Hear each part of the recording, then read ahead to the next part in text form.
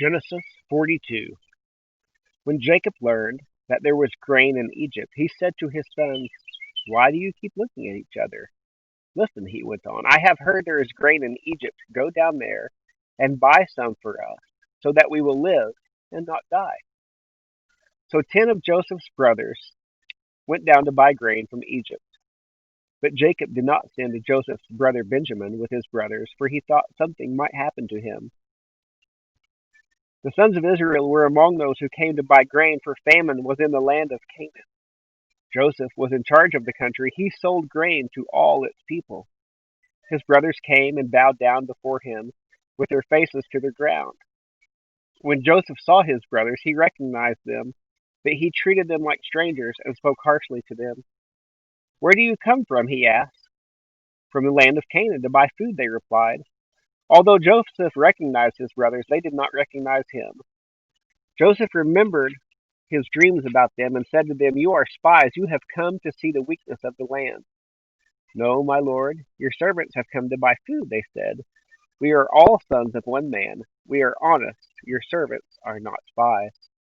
"No," he said to them, "you have come to see the weakness of the land." But they replied, "We are your servants. We, are, we your servants were 12 brothers, the sons of one man in the land of Canaan.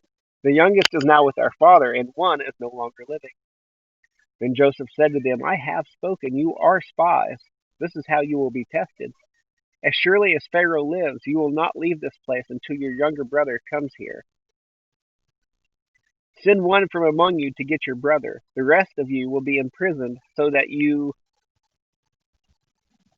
words can be tested to see if they are true. If they are not, then as surely as Pharaoh lives, you are spies." So Joseph imprisoned them together for 3 days. On the third day, Joseph said to them, "I fear God. Do this, and you will live. If you are honest, let one of you be confined to the guardhouse, while the rest of you go and take grain to relieve the hunger of your household. Bring your youngest brother to me, so that your word can be confirmed. Then you won't die." And they consented to this. Then they said to each other, "Obviously, we are being punished for what we did to our brother. We saw his deep distress when he pleaded with us, but we would not listen. That is why trouble has come to us." But Reuben replied, "Didn't I tell you not to harm the boy? But you wouldn't listen. Now we must account for his blood."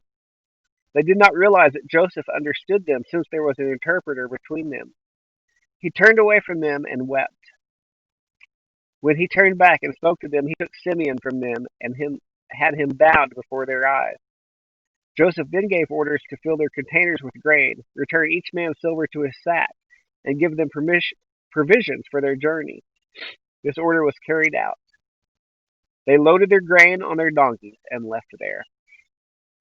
At the place where they lodged for the night, one of them opened his sack to get feed for his donkey, and he saw his silver there at the top of his bag.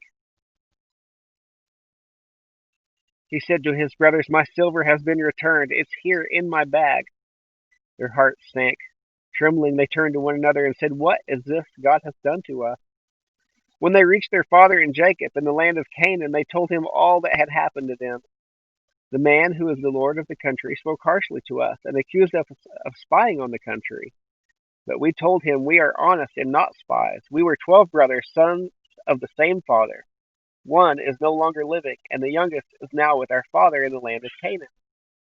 The man who is the lord of the country said to us, "This is how I will know if you are honest. Leave one brother with me. Take food to relieve the hunger of your households and go.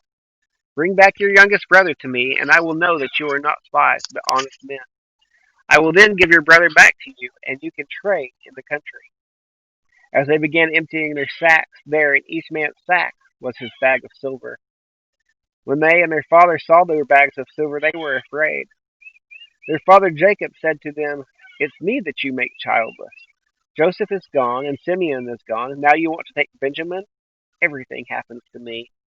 Then Reuben said to his father, "You can kill my 2 sons if I don't bring him back to you. Put him in my care, and I will return him to you."